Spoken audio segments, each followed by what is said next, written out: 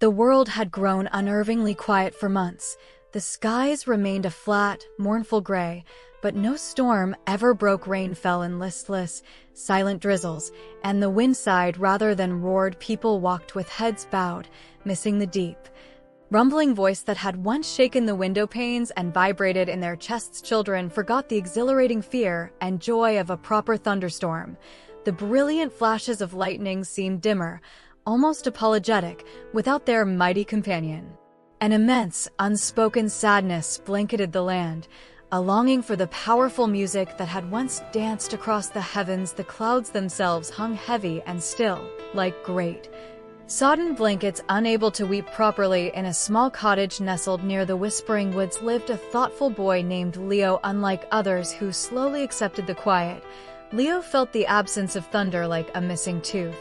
Constantly prodding at his thoughts, he spent hours gazing upwards, trying to understand the clouds' sorrow. One crisp autumn afternoon, drawn by an inexplicable pull, Leo ventured deeper into the forest than ever before. Sunlight dappled through the golden leaves, but the silence felt profound here too. Following a hidden path known only to squirrels and foxes, he arrived at a secluded glade. In its center lay a smooth, dark stone, shimmering with an unusual inner light. As Leo cautiously approached, he felt a faint, rhythmic vibration beneath his feet. He knelt before the stone, his small hand hovering just above its cool surface. The vibration intensified, humming up his arm. To his astonishment, a voice, deep and resonant yet weary, echoed not in his ears, but within his very bones. "Child," it murmured, "do you remember me?"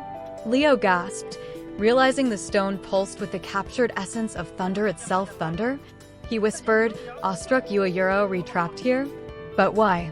The voice sighed, a sound like distant rocks tumbling. "I grew too loud, too frightening in my joy. The sky, fearing I shook the earth too fiercely, asked the tallest mountain to hold me, to still my voice. Now I am diminished, forgotten, and the world suffers without the balance I brought." Leo felt a pang of profound sympathy for the lonely spirit. Leo knew what he had to do. "We need you back," he declared with surprising firmness, his voice echoing slightly in the quiet glade. "The clouds are heavy with unshed tears, and the land feels asleep. I can help you return." Thunder rumbled doubtfully within the stone. "The journey is perilous, little one. The mountain is steep and treacherous, and my stone is heavy with sorrow." Undeterred, Leo wrapped his arms around the surprisingly warm stone. Though large, it felt lighter than he expected, as if eager to move. "I'm strong," Leo insisted, more to himself than to Thunder, "and I know the path upwards," heaving the stone onto a makeshift sled he fashioned from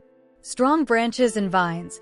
Leo began the arduous climb, the forest path soon giving way to sharp, wind-scoured rocks. The ascent tested Leo's spirit. The stone seemed to grow heavier with each step, its inner light flickering like a fading ember. Cold winds bit his face, and loose scree slid treacherously underfoot. Several times he stumbled, scraping his knees and hands raw, but the thought of the silent clouds and the weary voice within the stone spurred him on. He whispered encouragement to Thunder, telling stories of the parched fields and the children who had never felt the thrill of a booming sky. As he neared the summit, where the air grew thin and the sky stretched vast and gray above him, the stone pulsed more strongly, responding to his determination and the proximity of its home. It was a slow, agonizing trudge, fueled by sheer will. Finally, gasping for breath, muscles screaming, Leo reached the windswept peak below him.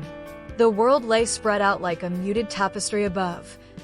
The gray clouds hung oppressively low. He dragged the stone to the very edge, overlooking a vast, deep valley. "Now," Leo panted, pushing the stone upright with a final, monumental effort. "Go home." He placed both hands firmly on the stone and pushed it with all his might. It teetered for a heart-stopping moment on the precipice, then tumbled down, down into the shadowed depths. Leo held his breath, straining his ears against the howling wind. For a long, terrifying second, there was only silence. Then, from the very heart of the valley, a sound began. It started as a low, tentative grumble, like a giant clearing its throat. It grew, swelling in volume and power, a deep, rolling boom that shook the mountain beneath Leo's feet. The sound rushed upwards, a wave of pure, joyous energy. It slammed into the waiting clouds instantly.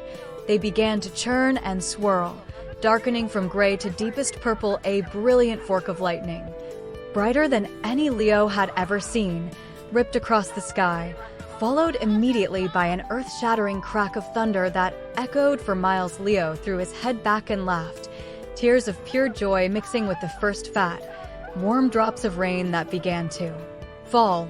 Drumming a wild rhythm on the rocks, Leo descended the mountain, a different boy, soaked to the skin but glowing with happiness. The journey down felt effortless, accompanied by the magnificent symphony overhead. Back in his village, people stood in their doorways, faces upturned, mouths open in wonder and delight. Rain fell in earnest now, a proper, drenching downpour washing the dust from the streets and the sadness from their hearts. Children danced in the puddles, shrieking with laughter at each mighty boom. Farmers smiled as the thirsty earth drank deeply. The world felt vibrant, alive, and whole again. Leo knew thunder was back where it belonged.